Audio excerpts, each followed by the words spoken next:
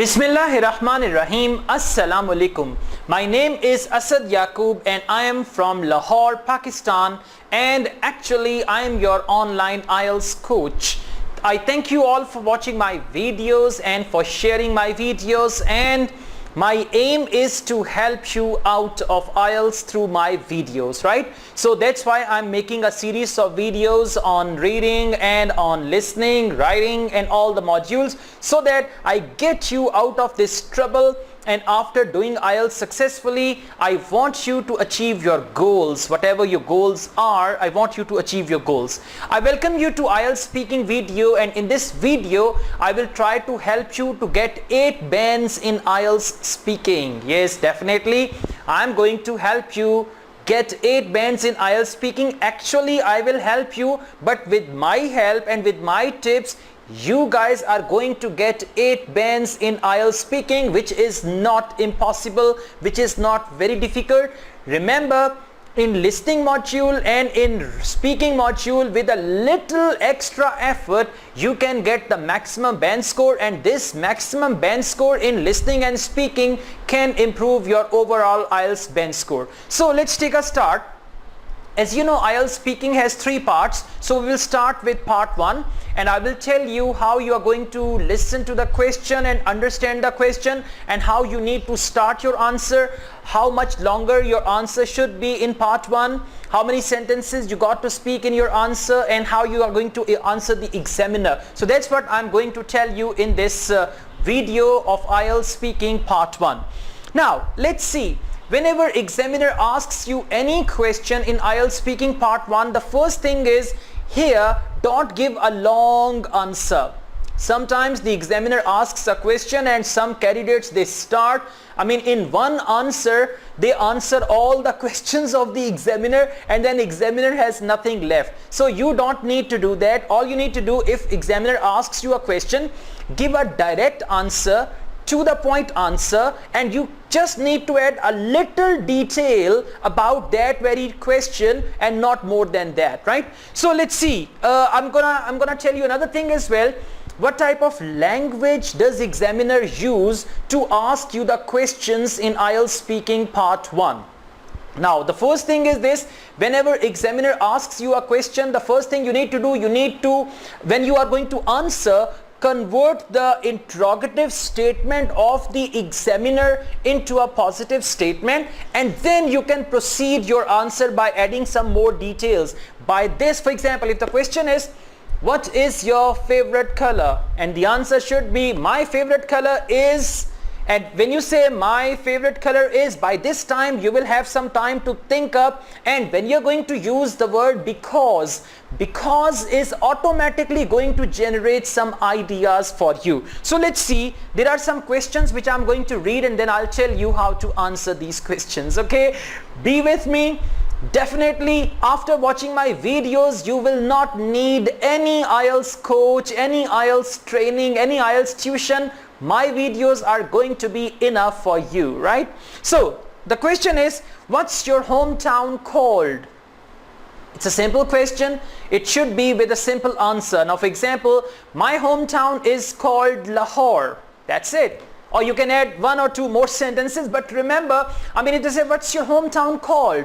You should not answer like, there are many hometowns of different people, some hometowns are called differently, but my hometown is called, not like that, okay? So all you need to do, you need to give a to the point answer, and then examiner will ask you the next questions, and there you can give. Now remember, somewhere your answer can be 1 or 2 sentence answer. Somewhere your answer can be 5-6 sentence answer. Somewhere your answer can be up to 10 sentences. So it depends actually on the question. Now when the question is, what's your hometown called? You cannot speak a lot here. You cannot say, for example, my hometown is called Lahore, and Lahore is a lovely word and all that. Okay, so simply to the point you can answer this question.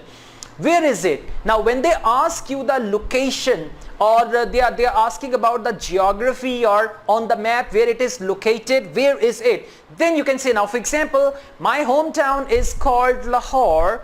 It is located in the province Punjab, and this city is very close to Indian border. That's it.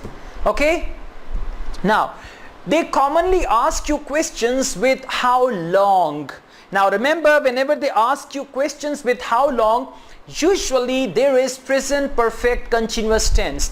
Now if you don't know present perfect continuous tense, please learn present perfect continuous tense. That's very important one as well.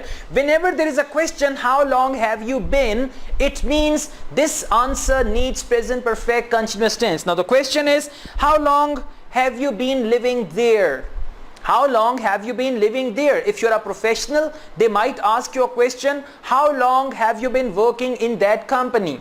How long have you been living in this city? How long have you been preparing for IELTS, right? So it means what's the duration?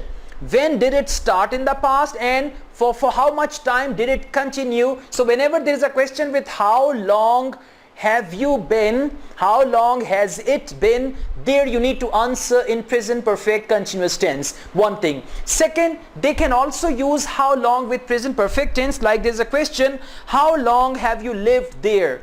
How long have you lived there means when did you start living there and until what time you live there, or still if you are living there. So how long have you lived there? Now for example, one more thing.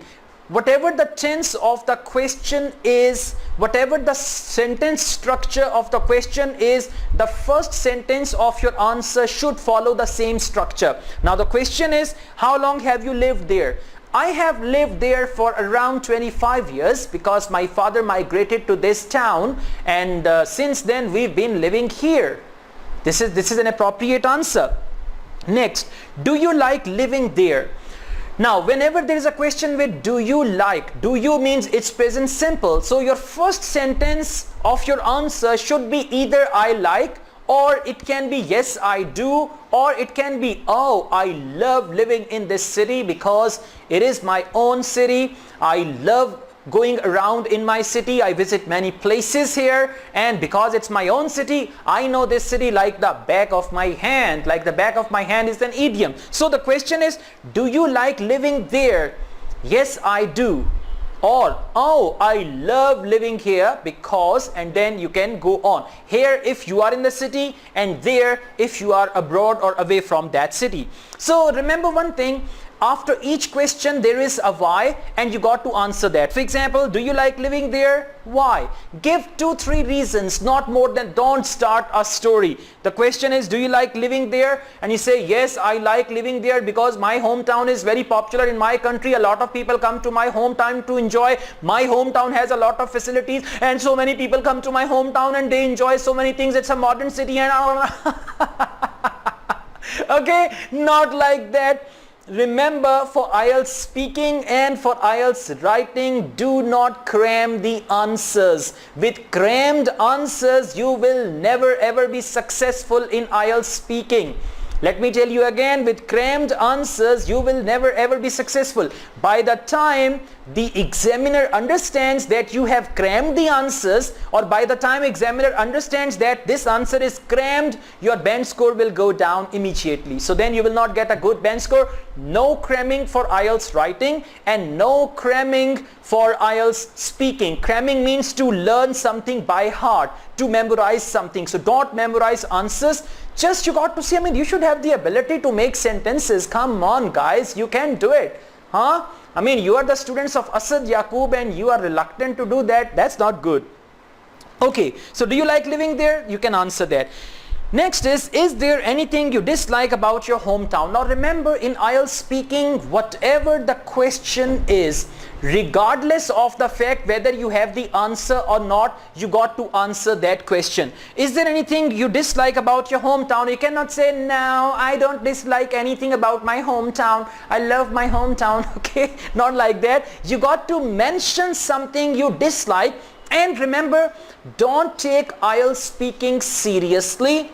Don't take IELTS speaking personally. Don't take IELTS speaking factually. Don't take IELTS speaking truly, that I have to answer every question truly. I don't want to lie.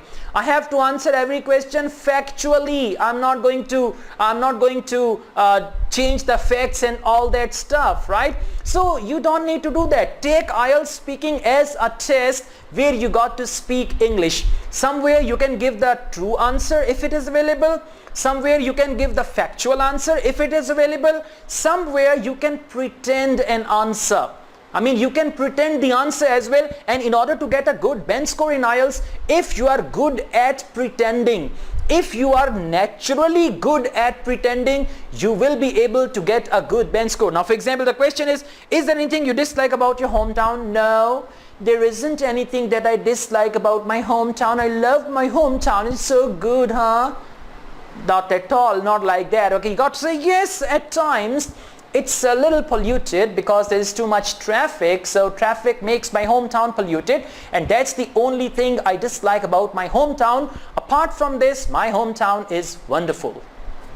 See that? And by the way, I got 8.5 bands in speaking. Okay, and see, my English is so simple. My language is very simple, and with this simple language I got this bench score. So this is how they ask you the questions, and this is how you need to answer. This is just the first video about IELTS speaking part 1. In the next video I will bring some more things. Don't forget to watch all the videos of this series, and then you'll be able to get a good bench score in IELTS speaking. If you like this video, please hit on the like button, and don't forget to subscribe my channel, because I'm trying to develop a huge community of IELTS candidates so that I could do something for them. So you should not forget to subscribe this channel. And if you want to prepare for IELTS at home, I have made this IELTS course. It's Easy IELTS Kit. It's got 8 video DVDs and 4 books.